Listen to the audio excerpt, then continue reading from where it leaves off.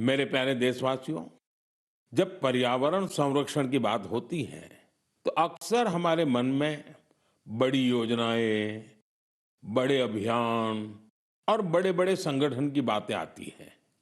लेकिन कई बार बदलाव की शुरुआत बहुत साधारण तरीके से होती है। एक व्यक्ति से, एक इलाके से, एक कदम से और लगातार की गई छोटी-छोटी कोशिशों से भी बड़े बदलाव आते हैं। पश्चिम बंगाल के कुछ बिहार के रहने वाले बेनोय दास जी का प्रयास इसी का उदाहरण है। पिछले कई वर्षों से उन्होंने अपने जिले को हरा भरा बनाने का काम अकेले दम पर किया है।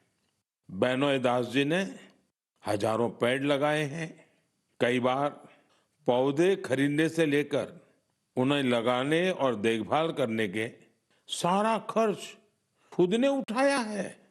जहां जरूरत पड़ी वहां स्थानीय लोगों, छात्रों और नगर निकायों के साथ मिलकर काम किया।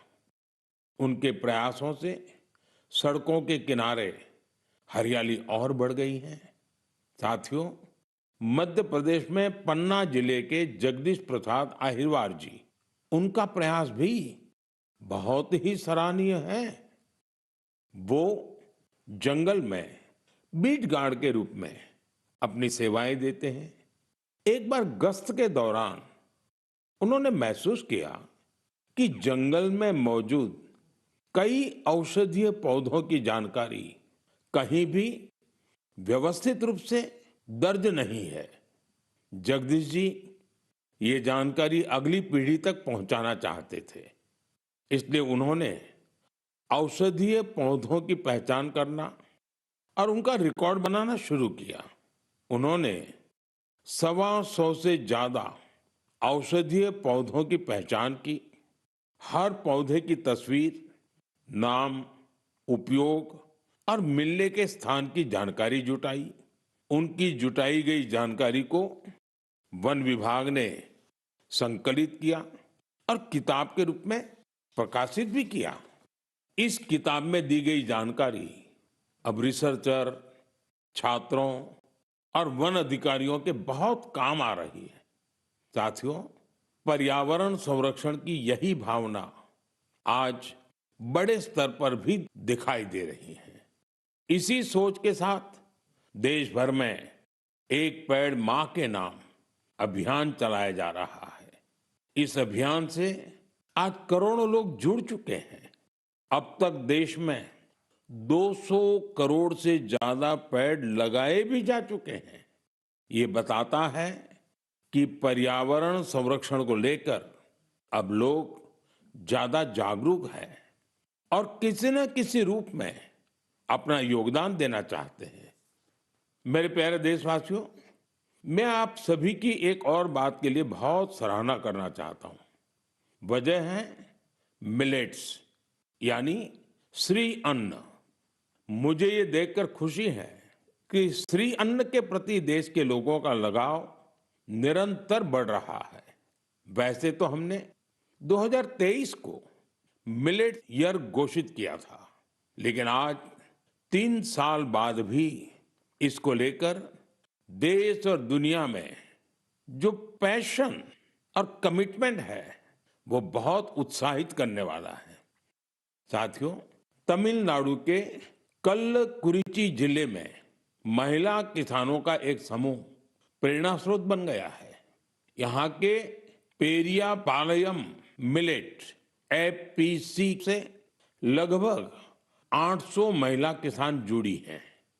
मिलेट्स की बढ़ती लोकप्रियता को देखते हुए इन महिलाओं ने मिलेट प्रोसेसिंग यूनिट की स्थापना की। अब वो मिलेट से बने उत्पादों को सीधे बाजार तक पहुंचा रही हैं। साथियों, राजस्थान के रामसर में भी किसान श्री अन्न को लेकर इनोवेशन कर रहे हैं। यहाँ के Ramsar organic farmer producer company से 900 से अधिक किसान जुड़े हैं। ये किसान मुख्य रूप से बाजरे की खेती करते हैं। यहाँ बाजरे को प्रोसेस करके रेडी टू ईट लड्डू तैयार किया जाता है। इसकी बाजार में बड़ी मांग है। इतना ही नहीं साथियों, मुझे तो ये जानकर खुशी होती है आजकल कई मंदिर ऐसे हैं जो अपने प्रसाद में सिर्फ मिलेट्स का उपयोग करते हैं। मैं उन मंदिर के सभी व्यवस्थापकों का हृदय से अभिनंदन करता हूं उनकी इस पहल के लिए। साथियों, मिलेट्स श्री अन्न से अन्नदाताओं की कमाई बढ़ने के साथ ही लोगों की हेल्थ में भी सुधार की गारंटी बनता जा रहा है। मिलेट्स पोषण से भरपूर होते हैं, सुपर फूड होते हैं। हमारे देश में सर्दियों का मौसम तो खान पान के लिए बहुत ही अच्छा माना जाता है। ऐसे में इन दिनों हमें श्री अन्न का सेवन जरूर करना चाहिए। मेरे प्यारे देशवासियों, मन की बात में हमें एक बार फिर कई अलग अलग विषयों पर चर्चा करने का अवसर मिला। ये कार्यक्रम हम सभी को अपने देश की उपलब्धियों को महसूस करने और सेलिब्रेट करने का अवसर देता है। फरवरी में ऐसा ही एक और अवसर आ रहा है। अगले महीने इंडिया एआई इम्पैक्ट समिट होने जा रही है। इस समिट में दुनिया भर से, विशेषकर टेक्नोलॉजी के क्षेत्र से जुड़े एक्सपर्ट भारत आएंगे। यह सम्मेलन एआई की दुनिया में भारत की प्रगति और उपलब्धियों को भी सामने लाएगा।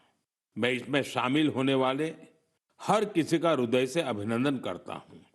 अगले महीने मन की बात में इंडिया एआई इम्पैक्ट समिट पर हम जरूर बात करेंगे। देशवासियों की कुछ अन्य उपलब्धियों की भी चर्चा करेंगे। तब तक के लिए मुझे मन की बात में विदा दीजिए। कल के गणतंत्र दिवस के लिए एक बार फिर आप सभी को मेरी बहुत बहुत शुभकामनाएं।